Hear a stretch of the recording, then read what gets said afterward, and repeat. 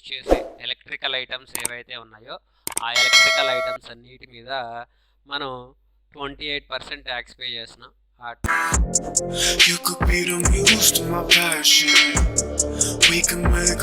హావియర్స్ last వీడియోలో what is GST act గురించి explain చేసుకున్నాం. ఇక్కడ వరకు చెప్పుకున్నాం జిఎస్టీలో. నెక్స్ట్ మనం చెప్పుకోవాల్సింది అంటే జిఎస్టీ రిజిస్ట్రేషన్ ప్రాసెస్ గురించి చెప్పుకోవాలి. అంటే మన ఇండియాలో జిఎస్టీ రిజిస్ట్రేషన్ అనేది ఎలా ఉంటుంది అనేది మనం చెప్పుకోవాలి.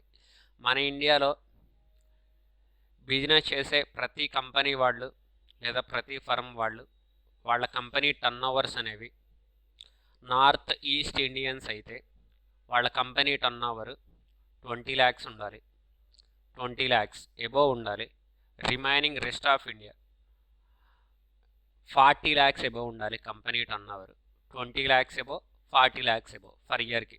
అలా 20 lakhs ఎబోవ్, 40 lakhs ఎబోవ్ ఎవరైతే ఉండి వాళ్ళు బిజినెస్ చేస్తూ ఉంటారో మన ఇండియాలో వాళ్ళందరూ కంపల్సరీగా జిఎస్టీ రిజిస్ట్రేషన్ అనేది చేయించుకోవాలి. వీళ్ళ టర్న్ ఓవర్ అనేది 20 lakhs, 40 lakhsతో స్టార్ట్ అయ్యి 75 lakhs బిలోతో ఎండ్ అయితే వీళ్ళందరినీ రిజిస్టర్డ్ డీలర్స్ అంటారు, రెగ్యులర్ డీలర్స్ అంటారు. ఓకేనా? అయితే ఈ జిఎస్టీ రిజిస్ట్రేషన్ అనేది మనకు ఎవరు చేస్తారు సార్ అంటే ఎవరైతే సిఏ కంప్లీట్ చేసి ఉంటారో, చార్టెడ్ అకౌంట్ అనేది ఎవరైతే కంప్లీట్ చేసి ఉంటారో వాళ్ళు జిఎస్టీ రిజిస్ట్రేషన్ అనేది మన ఇండియాలో ఎక్కడైనా చేస్తారు. జిఎస్టీ రిజిస్ట్రేషన్ చేయించుకోవాలంటే మనకి జిఎస్టీ రిజిస్ట్రేషన్కి సంబంధించి ఏమేమి తీసుకోవాలి సార్ అంటే కంపెనీ పేరు మీదుగా కానీ లేదా ఆ కంపెనీ ఓనర్ పేరు మీదుగా కానీ మెయిన్ పాన్ కార్డ్ అనేది మ్యాండేటరీ. అలాగే నీ కంపెనీ యొక్క అడ్రస్ ఉండాలి, నీ కంపెనీ యొక్క అడ్రస్ డీటెయిల్స్ ఉండాలి. ఆ కంపెనీలో నువ్వు చేసే వర్క్ ఏంటో అంటే ప్రొడక్టా లేదా సర్వీసెస్ అనేది క్లారిటీగా ఉండాలి. సో ఈ నీ కంపెనీ అడ్రస్, నీ కంపెనీ టర్న్ ఓవర్, అలాగే పాన్ కార్డు ఇవన్నీ తీసుకొని సిఏ దగ్గరికి కనుక మనం వెళ్తే చార్టెడ్ అకౌంట్స్ దగ్గరికి వాళ్ళు త్రూ ఆన్లైన్ ద్వారా మన కంపెనీ పేరు మీదుగా జిఎస్టీ రిజిస్ట్రేషన్ అనేది చేయడం జరుగుతుంది.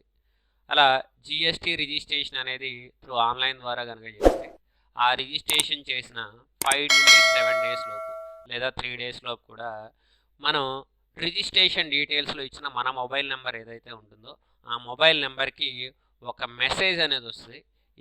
లేదు మనం ఆ రిజిస్ట్రేషన్ డీటెయిల్స్లో మనం ఇచ్చిన మెయిల్ ఐడి ఏదైతే ఉంటుందో ఆ మెయిల్ ఐడికి వాడు ఒక మెయిల్ అనేది పంపిస్తాడు. ఆ మెయిల్లో మన కంపెనీ పేరు మీదుగా ఒక నెంబర్ అనేది మెన్షన్ చేయడం జరుగుతుంది. ఆ నెంబర్నే జిఎస్టిఐఎన్ నెంబర్ అంటారు. GSTIN number. ఆ జిఎస్టిఐఎన్ నెంబర్ ఫుల్ ఫామ్ ఏంటంటే goods and service tax identification number అంటారు. Goods and service tax identification number. ఇదిగోండి ఆ goods and service tax identification number ఇక్కడే ఉంటుంది మీకు. సో చూపిస్తాను. ఎగ్జాంపుల్గా ఇదిగోండి 37AUEPP 437671Z5 ఇలా మనకి 15 digits జిఎస్టిఐఎన్ నెంబర్ అనేది ఉంటుంది. సో ఈ నెంబర్ ద్వారా ఇలా మనకి ఒక మెసేజ్ వస్తుంది అనమాట. అంటే టోటల్గా 15 digits ఉంటుంది అనమాట మన జిఎస్టిఐఎన్ నెంబరు. ఇందులో 37 అనేది ఏదైతే ఉంటుందో ఆ 37 అనేది మనకి స్టేట్ కోడ్ని డివైడ్ చేస్తుంది అనమాట. స్టేట్ కోడ్ని డివైడ్ చేస్తుంది. నెక్స్ట్ 5 ఆల్ఫా 4 న్యూమరికల్ 1 ఆల్ఫా ఉంటాయి అనమాట. 5 ఆల్ఫా 4 న్యూమరికల్ 1 ఆల్ఫా ఇది ఆ కంపెనీ ఓనర్ యొక్క పాన్ కార్డ్ నెంబర్ అనమాట. కంపెనీ ఓనర్ యొక్క పాన్ కార్డ్ నెంబర్. ఓకేనా? నెక్స్ట్ ఒక న్యూమరికల్ అనేది ఉంటుంది. ఇదిగోండి 37 తర్వాత 5 ఆల్ఫా 4 న్యూమరికల్ 1 ఆల్ఫా. సో ఇది పాన్ కార్డ్ నెంబర్. 37 అనేది ఏపీ స్టేట్ కోడ్. తర్వాత ఒక న్యూమరికల్ ఉంటుంది, 1 ఉంది చూడండి ఒక న్యూమరికల్. నెక్స్ట్ 14th digit అనేది జెడ్ అనేది మ్యాండేటరీ మన ఇండియా మొత్తానికి. మన ఇండియాలో మనం ఏ స్టేట్కి వెళ్ళినా సరే అక్కడ 14th digit ఎప్పుడు జెడ్ అనేది ఉంటుంది. మన ఇండియా మొత్తానికి జెడ్ అనేది mandatory. Last one 15th one alpha అయినా ఉండొచ్చు, లేదా ఒక న్యూమరికల్ అయినా ఉండొచ్చు. ఇది మనం చేసే బిజినెస్ని బట్టి డివైడ్ అవుతుంది. ఇలా మనకి జిఎస్టీ రిజిస్ట్రేషన్ ప్రాసెస్ అనేది ఉంటుంది. సో రిజిస్ట్రేషన్లో మీకు నేను చెప్పిన టర్న్ ఓవర్స్ అనేవి ఇక్కడ బై డిఫాల్ట్గా వచ్చేస్తాయి. సో రిజిస్ట్రేషన్ జరిగిన తర్వాత ఏం చేయాలి సార్ అంటే, మన కంపెనీ పేరు మీదుగా మనకి ఎప్పుడైతే జిఎస్టీఐఎన్ నెంబర్ వస్తుందో, అలా నెంబర్ వస్తే మన కంపెనీలో మనం బిజినెస్ అనేది స్టార్ట్ చేయొచ్చు అని అర్థం. అలా బిజినెస్ అనేది స్టార్ట్ చేసి ఏం చేస్తారు సార్ అంటే, మన కంపెనీ పేరు మీదుగా ఒక ప్రోడక్ట్ని మనం ప్రొడ్యూస్ చేస్తాం. అంటే ఒక ప్రోడక్ట్ని మనం మ్యానుఫ్యాక్చరింగ్ చేస్తాం. అలా మ్యానుఫ్యాక్చరింగ్ చేసిన తర్వాత ఆ ప్రోడక్ట్ని మనం ఏం చేయాలంటే మార్కెట్లోకి రిలీజ్ చేయాలి. అలా రిలీజ్ చేయాలి అంటే కంపెనీ నుండి నువ్వు లైసెన్స్ అనేది తీసుకోవాల్సి ఉంటుంది. లైసెన్స్ అనేది తీసుకోవాలంటే కంపెనీ పేరు మీదుగా మనం కమర్షియల్ ట్యాక్స్ డిపార్ట్మెంట్ వాళ్ళకి కొంత అమౌంట్ ట్యాక్స్ అనేది పే చేయాలన్నమాట.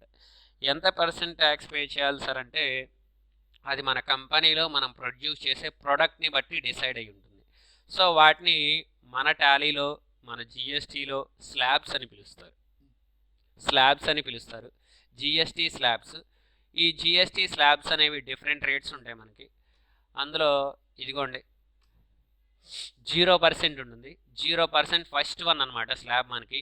ఈ 0% మనకి దేని మీద వస్తాయి సార్ అంటే, వెజిటేబుల్స్ మీద వస్తాయి, మిల్క్ మీద వస్తాయి, ఫ్రూట్స్ మీద వస్తాయి, ప్యూరిఫైడ్ రైస్ మీద వస్తుంది, సాల్ట్ మీద, human bloods, fire wood, books మీద, ప్రింటెడ్ బుక్స్, వీటన్నిటి మీద మనకి 0% ట్యాక్స్ ఉంటుంది.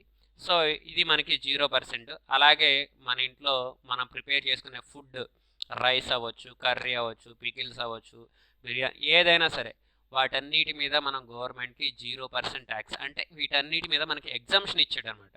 వీటన్నిటి మీద మనం గవర్నమెంట్కి ఎలాంటి ట్యాక్స్ అనేది పే చేయాల్సిన అవసరమే లేదని చెప్పేసి 0%లో చెప్పిన ఐటమ్స్ అన్నీ యాడ్ చేయడం జరిగింది. ఇది 0% first one. Next second one 5% అనమాట.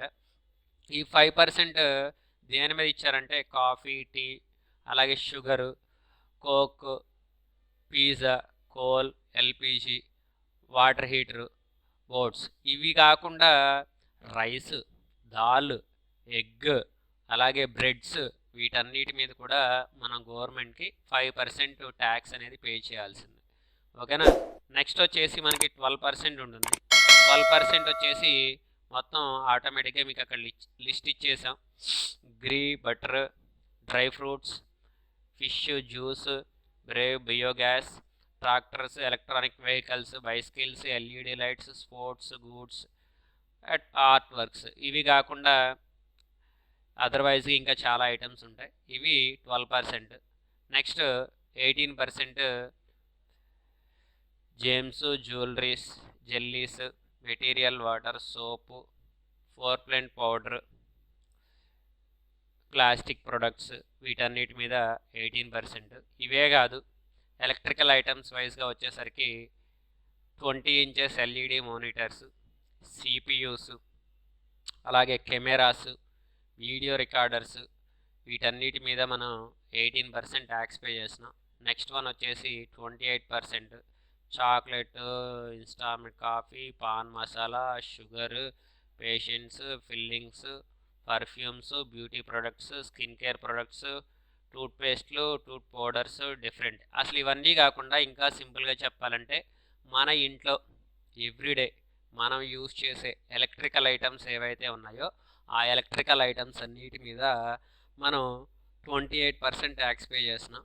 ఆ ఎలక్ట్రికల్ ఐటమ్స్ ఏంటి సార్ అంటే, టీవీ ఉంటుంది, ఫ్రిడ్జ్ ఉంటుంది, వాషింగ్ మిషన్ ఉంటుంది, కూలర్ ఉంటుంది, మిక్సర్ ఉంటుంది, గ్రైండర్ ఉంటుంది, అలా ఏసీస్ ఉంటాయి, అలాగే వాషింగ్ మిషన్స్ ఉంటాయి. వీటన్నిటి మీద కూడా మనం గవర్నమెంట్కి 28% ట్యాక్స్ పే చేస్తున్నాం. సో ఇవి మనకున్న రేట్స్ అనమాట. ఈ 5 కాకుండా మనకి ఇంకో 3% రేట్ కూడా ఉంటుంది. 3% దేని మీద ఇస్తారంటే, గోల్డ్ మీద, సిల్వర్ మీద, ప్లాటినం మీద మనం గవర్నమెంట్కి 3% ట్యాక్స్ పే చేస్తున్నాం. అలాగే 40% కూడా ఉంటుంది, హైయెస్ట్ ట్యాక్స్ అనమాట. ఈ 40% లగ్జరీ ఐటమ్స్ మీద, లగ్జరీ గూడ్స్ మీద. స్పోర్ట్స్ బైక్స్ మీద, స్పోర్ట్స్ కార్స్ మీద మనం 40% ట్యాక్స్ అప్లై చేస్తాం. సో ఇవి మనకున్న జిఎస్టీ స్లాబ్స్ అనమాట. ఈ జిఎస్టీ స్లాబ్స్లో మన కంపెనీలో మనం ప్రొడ్యూస్ చేసే ప్రొడక్ట్ అనేది ఏ పర్సెంటేజెస్లోకి అయితే వస్తుందో ఆ పర్సెంటేజెస్లో గవర్నమెంట్కి కనుక ట్యాక్స్గా పే చేస్తే ఆ ప్రోడక్ట్ని మనకి మార్కెట్లోకి రిలీజ్ చేయడానికి లైసెన్స్ అనేది ప్రొవైడ్ చేస్తారు. ఆ లైసెన్స్ని బేస్ చేసుకొని మనం మన ప్రోడక్ట్ని మార్కెట్లోకి రిలీజ్ చేయాలి. అలా రిలీజ్ చేసిన తర్వాత మనం ఏం చేస్తామంటే మన ప్రోడక్ట్ని మనం కస్టమర్స్కి సేల్ చేస్తాం. అలా సేల్ చేసిన తర్వాత మనం చేసే సేల్స్ అంటే మనం బిజినెస్ స్టార్ట్ చేసి ఒక 1 మంత్ అనేది కంప్లీట్ అయిన తరువాత మనం చేసిన సేల్స్ మీద గవర్నమెంట్కి కొంత అమౌంట్ ట్యాక్స్ పే చేయాల్సి ఉంది. సో అలా పే చేసే ట్యాక్సెస్నే జిఎస్టీ రిటర్న్స్ అంటారు. ఆ జిఎస్టీ రిటర్న్స్ అనేవి ఎలా పే చేయాలి, ఎలా అప్లై చేయాలి అనేది నెక్స్ట్ వీడియోలో మీకు ఎక్స్ప్లెయిన్ చేస్తాను. ఈ వీడియోలో మాత్రం స్లాబ్స్ గురించి ఎక్స్ప్లెయిన్ చేశాను. ఈ వీడియో కనుక మీకు నచ్చితే లైక్ చేయండి, షేర్ చేయండి, సబ్స్క్రైబ్ చేయడం మాత్రం మర్చిపోకండి. Thank you. You could be the muse to my passion. We can make